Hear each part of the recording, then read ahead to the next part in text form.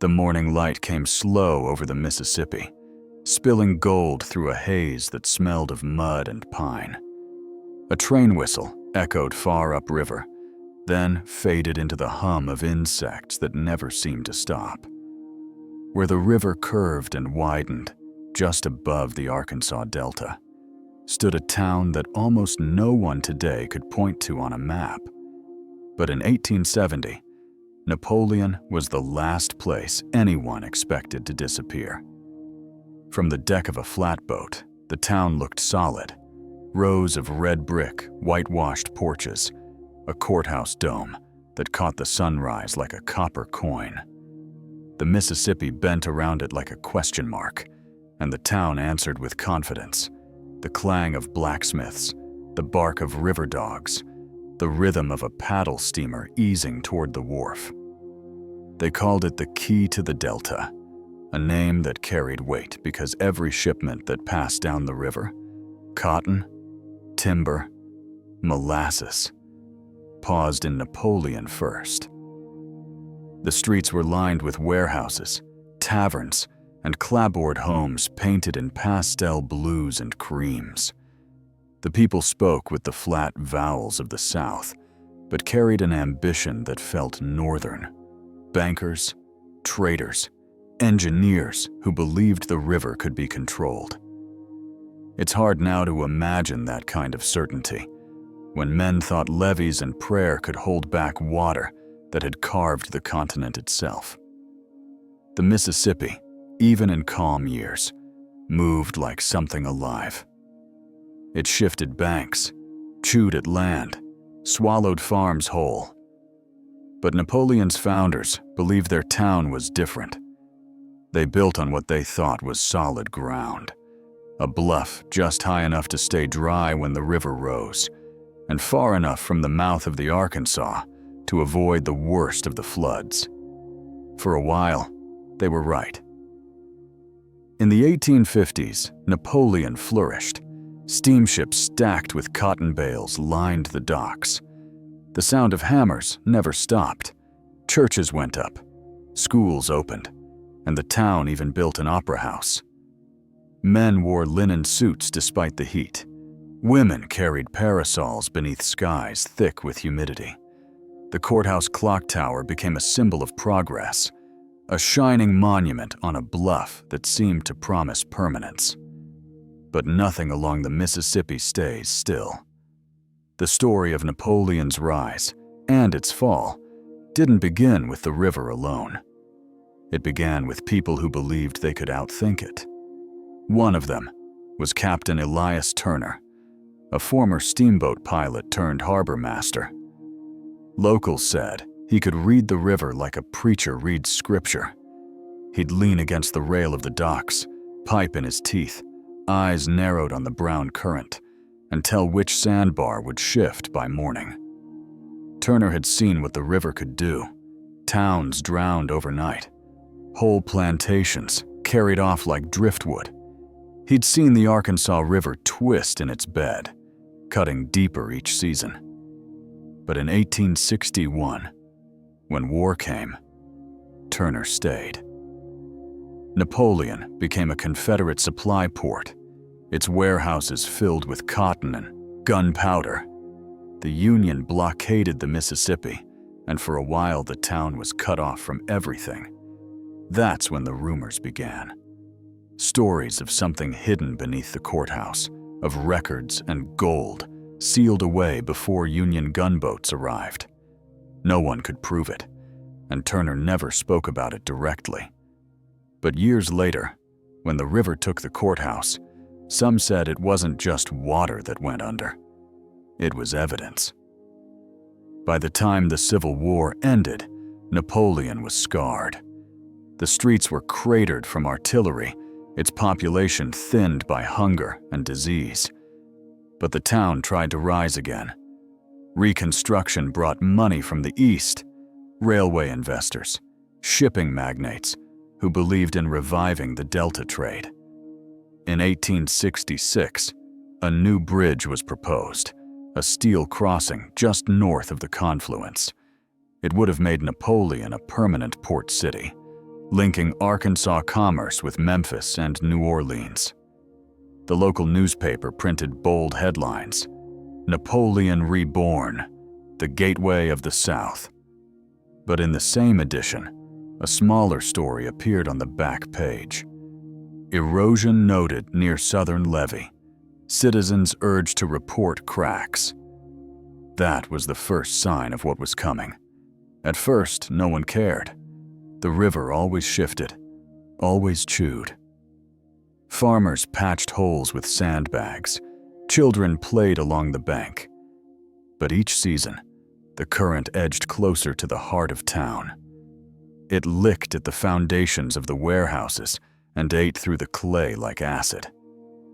The Army Corps of Engineers hadn't yet learned the full cruelty of the Mississippi's hydraulics. They thought you could straighten it, channel it, tame it.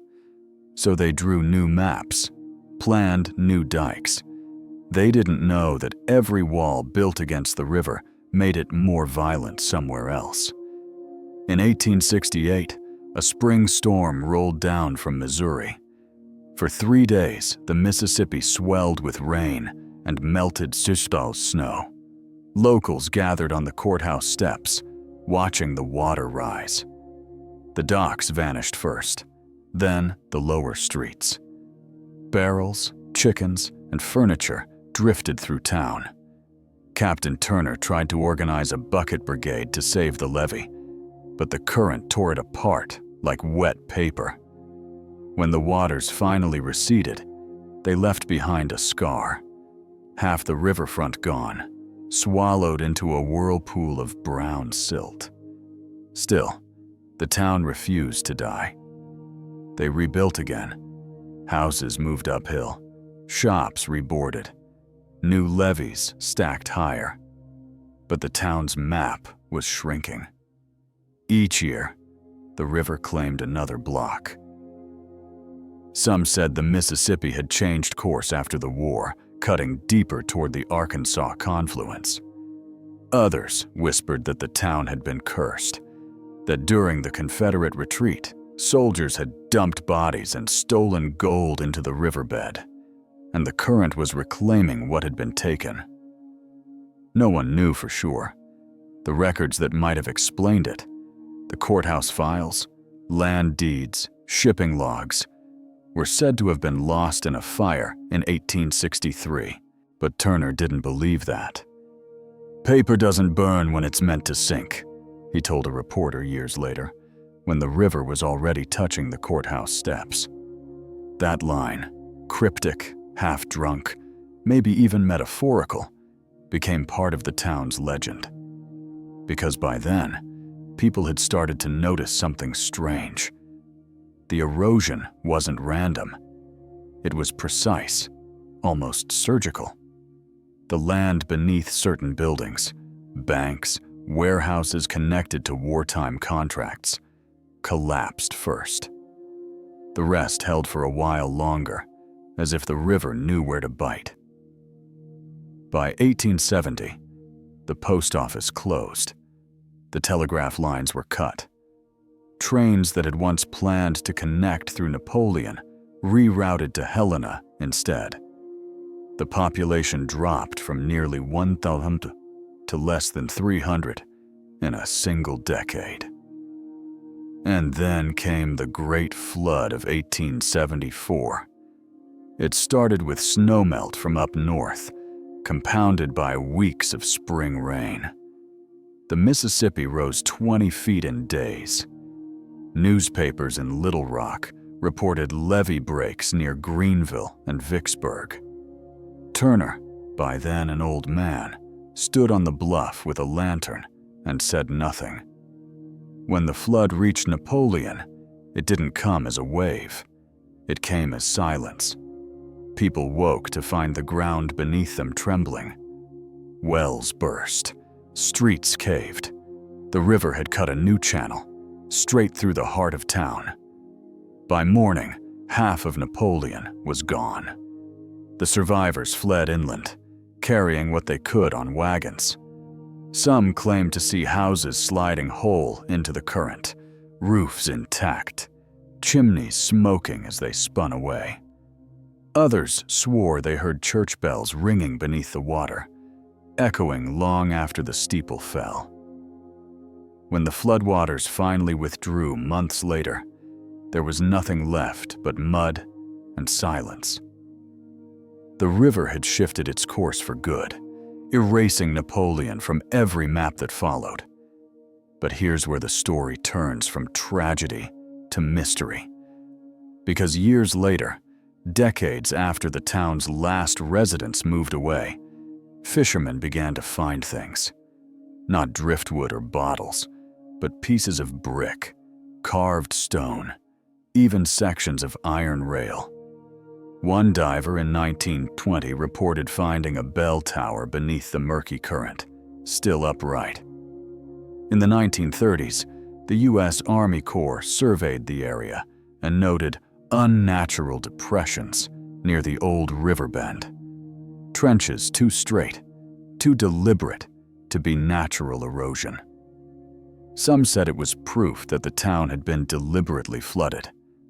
Others dismissed it as coincidence, just the river doing what rivers do. But those who grew up near the Mississippi's edge knew better. They spoke of government men who arrived months before the final flood, surveyors who took measurements at night, who bought up farmland for hydraulic experiments, and who disappeared when the water came. In 1942, a journalist named Raymond Haskell tried to find the truth. He tracked down one of Captain Turner's grandsons, who claimed that his grandfather had kept a journal, one that described something hidden in the courthouse basement before the war, something that no man wanted the Union to find. The journal was never produced. The grandson refused to speak further. And yet, Haskell's article, "The Town the River Buried," was published in the Arkansas Gazette, sparking a new wave of interest. Letters poured in from readers claiming their families once lived there, that they still owned land deeds, that their grandparents had been warned not to ask what really happened. The story of Napoleon became more than a flood tale. It became a question mark in American history. Was it simply nature's revenge on human arrogance, or was something done there that the river was meant to hide? The Mississippi doesn't answer. It just keeps moving, slow, brown, indifferent. If you stand on the modern bank near where Napoleon once stood, you won't find a sign or a marker.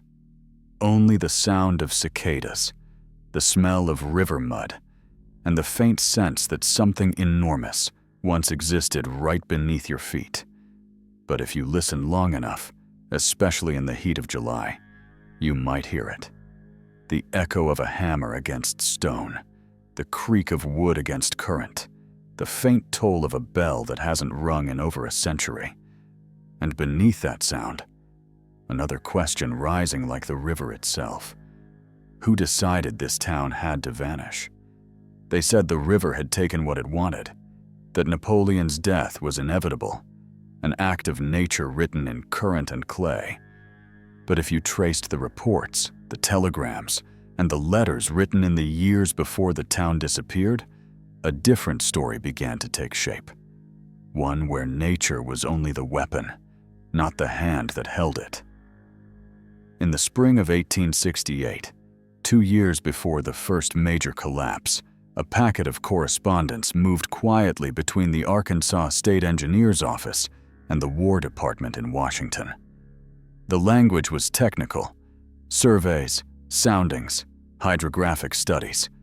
But in the margins of one letter, written in an impatient hand, were the words, "If the cut proceeds, Napoleon will no longer be tenable." The cut was a proposed river diversion, an attempt to force the Mississippi into a straighter course for commercial navigation. Every year, the channel near Napoleon grew more treacherous, a tight elbow where silt built up and slowed steam traffic. Engineers had long dreamed of slicing through that curve, letting the river run free to the south. But to make that happen, they'd have to sacrifice something. The very land Napoleon stood on. There's no record of the plan being officially approved, but there's no record of it being denied either. The first to sound the alarm was a civil engineer named Benjamin Croft, a man whose handwriting appears in several surviving Corps of Engineers ledgers. Croft had been stationed in Napoleon during the early Reconstruction years, charged with inspecting the levees after the war. His reports were detailed, almost obsessive, describing the soil composition, water velocity, and shifting sandbars. But one entry stands out. Dated October 12, 1867, it reads, "Surveyors from Washington have arrived, not under Corps authorization. Their equipment is new. Steel markers and sounding rods unfamiliar to our office. They work at night near the southern levee, with torches and wagons covered in canvas. When approached, they claim to be charting depth, yet the rods they use are for boring, not measuring." Croft's superior, Captain Howard P. Ellison, dismissed the report. "Probably loggers," he scribbled in the margin. "Don't trouble yourself with gossip." 3 months later, Croft vanished while traveling upriver to Memphis. His skiff was found snagged in a backwater slough, supplies intact, logbook missing. A week after his disappearance, a new directive came from Washington. Suspend all local surveys in the Napoleon district until conditions stabilize. Conditions never did. By 1868, small leaks appeared in the southern levee, thin veins of water that hissed up through the mud like air through a reed. Residents filled them with straw and clay, but each time they patched one, 2 more opened. The local paper, the Napoleon Journal, ran a brief editorial. "We do not doubt the diligence of our engineers, but we question the silence from Little Rock. If this river continues to rise unchecked, we may soon have to measure our streets with an oar." Then, on April 3rd, the U.S. Army's steamboat Muscatine arrived unannounced. The crew unloaded crates of instruments, marked war depth. Hydraulic survey, section 14. Among them were glass gauges, copper tubing, and something Croft had described before: steel boring rods tipped with screw augers. The townspeople watched from the bluffs as men in uniform set up camp just beyond the levee. They refused to answer questions, saying only that they were conducting flow tests. Turner, now retired but still respected, rode down to confront them. A young lieutenant, polite but firm, showed him a stamped order. The language was bureaucratic. To determine viability of rechanneling for improved navigation. Rechanneling. It was the first time anyone in Napoleon had heard the word. Within weeks, the leaks worsened. The ground trembled at night.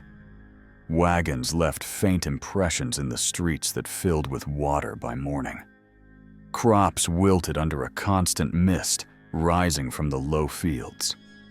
But the most chilling account came from Mary Hollis, wife of a schoolteacher, whose diary survived in a descendant's attic until 1929.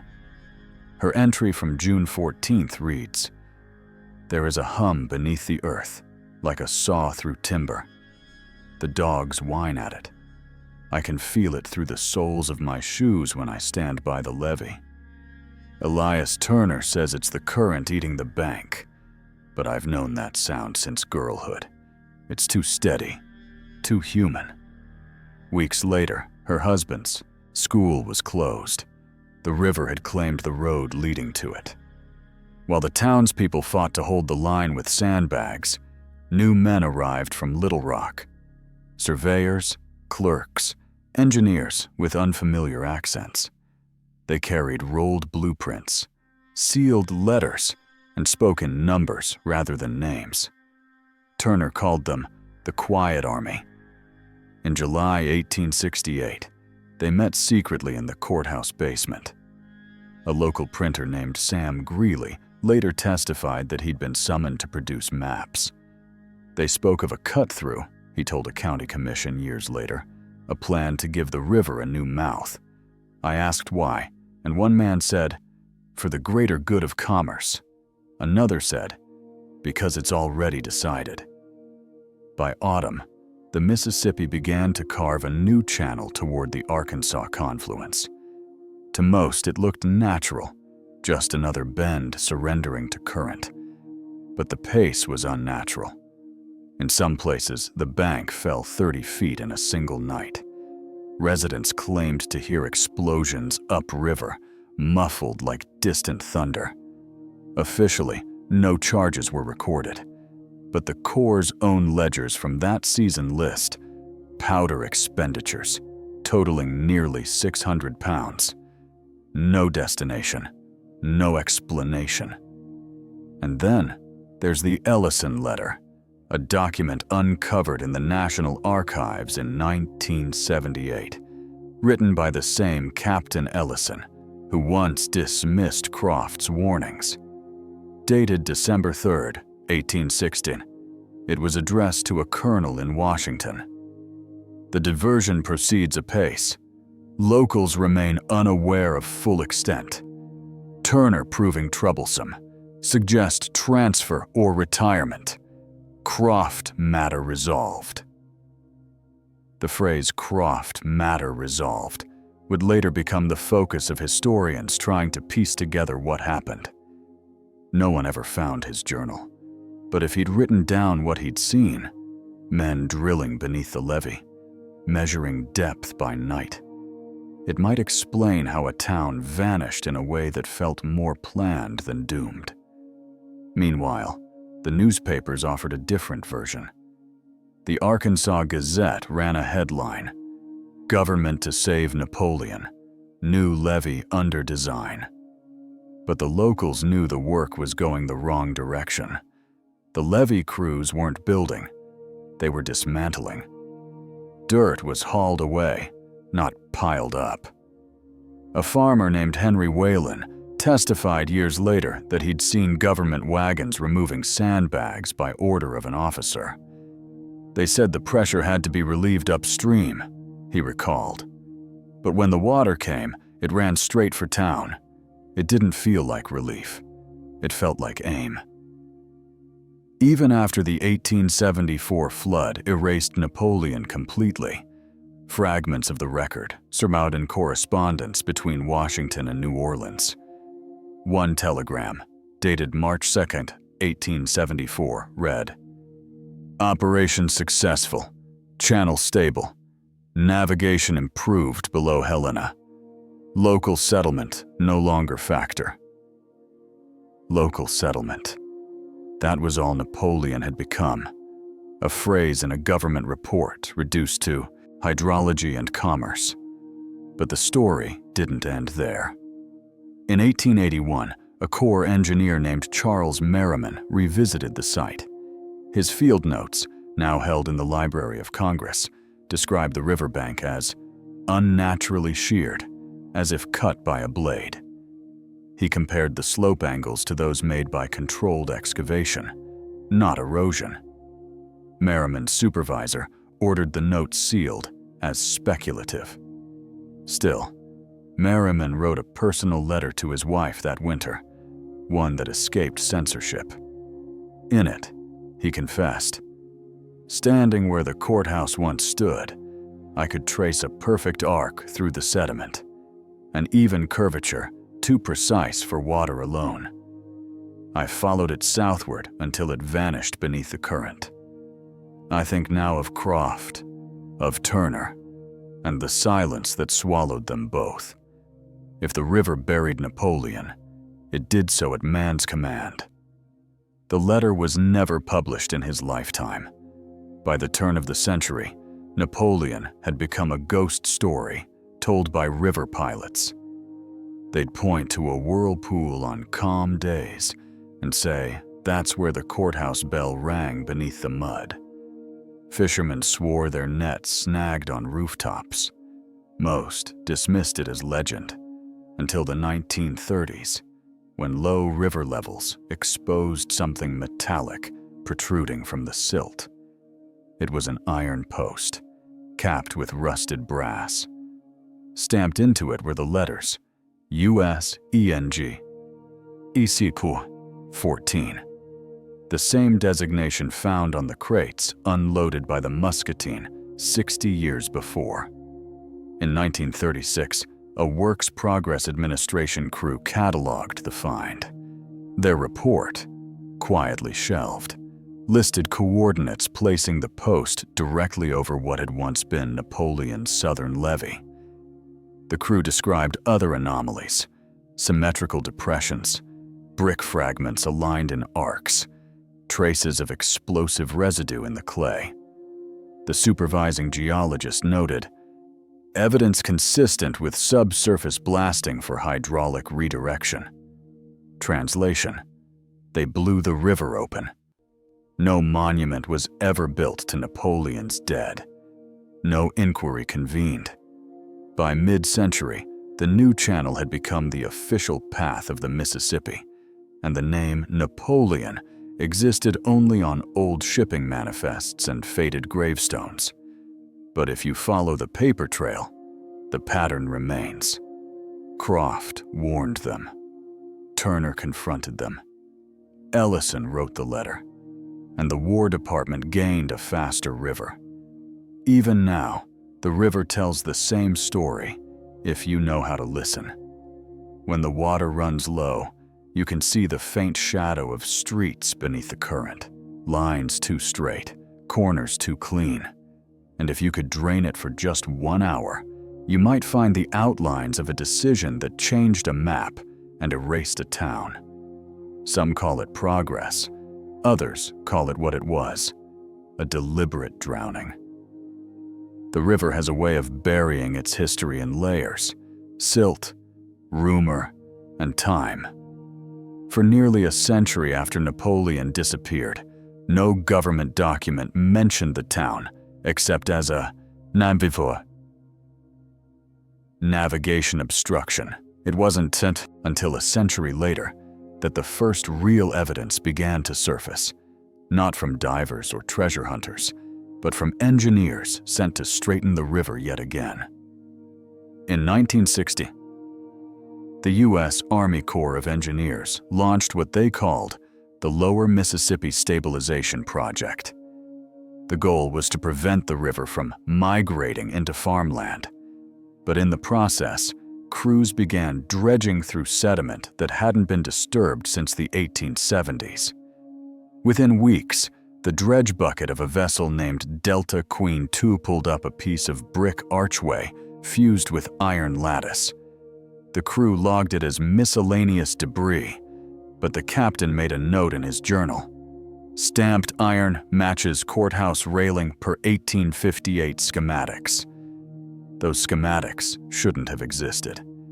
The courthouse blueprints were thought lost in the war. Yet a microfilm copy surfaced that same year in the National Archives, filed not under Arkansas, but under Department of War, Hydraulic Modifications, Section 14. The signature at the bottom was familiar: H.P. Ellison. Historians reviewing the file noticed something stranger. The last page wasn't a blueprint at all. It was a memorandum. The header read, "Confidential. To be filed under engineering operations, not civil records." In accordance with Directive 14B, the removal of the settlement known as Napoleon shall proceed as a controlled diversion. All structures deemed critical to navigation are to be neutralized. Civilian mitigation unnecessary. Population relocation expected to occur naturally. The document was dated February 1873, barely a year before the final flood. There was no presidential signature, no congressional record, just an engineering order written in the language of logistics. And that was the genius of it. You didn't have to erase a town politically if you could erase it hydraulically. When this memorandum was rediscovered in 1970, it never made headlines.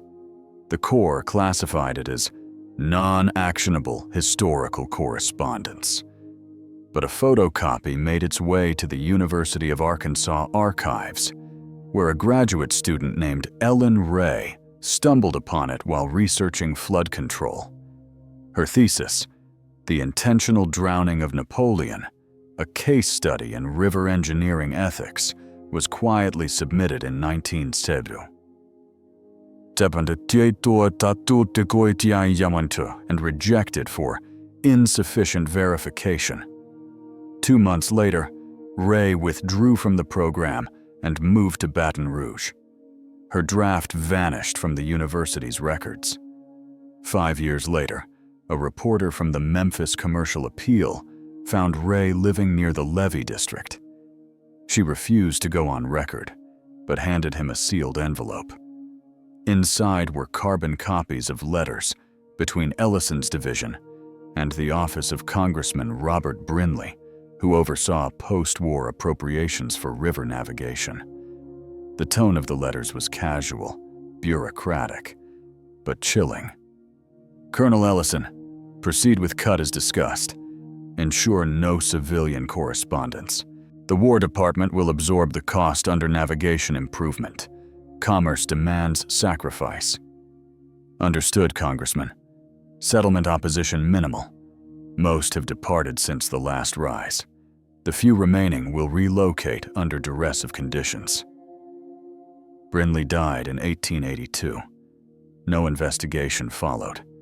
The document sat in the reporter's desk for a decade until his paper was bought by a national chain. When a historian tracked them in the 1980s, the archive boxes were gone, misfiled or discarded during relocation. But a single photo survived, a black and white image of 2 pages side by side, one with Brinley's signature, one with Ellison's. The caption on the back read, "Taken by E. Ray, 1971. The cumulative evidence was damning but scattered. Letters, field notes, soil samples, a handful of photographs. Still, in 1992, when the Smithsonian organized an exhibit on America's lost towns, they requested artifacts from the Mississippi River Basin. Among the items loaned by local divers was a tarnished brass plate etched with coordinates and the code SAEC-T14-STA5. Chemical analysis revealed explosive residue, potassium nitrate, and sulfur, the same composition used in controlled blasting during the 1860s. The plate was quietly removed from the exhibit before opening day. Official reasoning: authenticity uncertain. By then, the river had shifted yet again. Satellite imagery showed faint geometric shadows beneath the Mississippi's brown surface near the mouth of the Arkansas. Rectangles where the sediment was denser, corners too uniform to be natural. A remote sensing geologist from Louisiana State University noted, "It appears we're looking at subsurface foundations consistent with 19th century masonry." His report was never published. The Corps deemed it sensitive. The few who have seen the data say it's unmistakable. Under 40 feet of silt lies a grid, streets, foundations, even the outline of a courthouse dome, all in line with Napoleon's last known survey map from 1860. If the evidence stopped there, it would be an engineer's crime, a tragedy of progress buried under bureaucratic language. But the paper trail goes one layer deeper into the politics of a young nation eager to control its greatest river. After the Civil War, the Mississippi wasn't just a body of water. It was a battlefield for economic dominance. Railroads wanted predictability. Shipping companies wanted shorter routes. The War Department wanted control. Napoleon, perched on a bend that slowed traffic and silted channels, was in the way. Helena and Vicksburg lobbied for its removal, arguing that the choke point increased insurance rates and delayed cotton exports. The Arkansas legislature petitioned for federal intervention. The resulting Section 14 directive achieved all their goals at once: a straighter river, faster navigation, and one less town to defend during floods. By the 1880s, the new channel was marked on every official chart. Napoleon was annotated with a single word: submerged. The government never admitted to deliberate action because it never needed to. Hydrology had done the talking, yet the human cost never made the reports. Hundreds displaced, dozens unaccounted for. Death certificates read, "Lost in flood." Families scattered inland, their property deeds invalidated because the land no longer legally existed. In a nation obsessed with expansion, erasure was just another form of progress. Every generation since has built something on that lesson, from the TVA dams of the 1930s to the post-Katrina levee walls. We still treat the Mississippi as an adversary to be managed, forgetting how easily our control can become destruction. The documents from Napoleon prove it wasn't always the river's rage that drowned towns. Sometimes it was the quiet signature of a man behind a desk. In 2004, a team of historians and hydrologists from the University of Memphis proposed a joint dive expedition to locate Napoleon's remains. Funding was denied by the Corps on the grounds of safety and navigational disruption. Undeterred, the researchers used side-scan sonar to map the area during low-flow season. What they found changed the debate forever. The scans revealed a hollow depression exactly 80 feet long and 90 feet wide, a perfect match for courthouse dimensions listed in 1858 records. Inside the depression were metallic anomalies arranged in a ring pattern. The lead diver, reviewing the imagery, remarked, "It looks like a perimeter of iron pilings, what you'd drive in before controlled detonation." The team released a brief report online. Within weeks, it vanished from the university's server. An internal memo stated the research lacked verification and posed reputational risk. When journalists filed Freedom of Information Act requests, they received heavily redacted pages, lines of black ink where the coordinates should have been. To this day, the Corps maintains that no deliberate action was taken. The official position reads, "The loss of Napoleon was a result of natural channel migration exacerbated by seasonal flooding. But the river keeps giving up pieces of the past." In 2011, historic drought dropped water levels to their lowest in 50 years. Locals exploring the exposed mudflats found fragments of brick columns and what appeared to be a cast-iron stair rail. The County Historical Society documented the find, though federal authorities restricted further excavation. 2 weeks later, the site was underwater again. There's a moment when you stand on that riverbank at dusk, where the wind still carries the scent of clay and salt, and you can almost see the outline of streets beneath the rippling brown surface. It's not imagination, it's memory, pressed into sediment. The Mississippi may erase, but it also remembers. And in its slow memory, the truth survives, that a town once stood there, alive with laughter and smoke and commerce, until progress demanded silence. Some historians argue that Napoleon's destruction was the birth of America's modern flood control policy. The moment the government learned it could reshape the map without admitting to it. Every levee built afterward carries a trace of that philosophy. Control first. Consequence later. A century and a half on, the Mississippi still shifts course. The core still drafts its charts. And somewhere beneath that endless current, brick by brick, the drowned courthouse of Napoleon waits. Not as legend, but as evidence. Because the river never forgets what men choose to hide. If this story moved you, subscribe for more American historical mysteries, forgotten events, and hidden secrets like this one.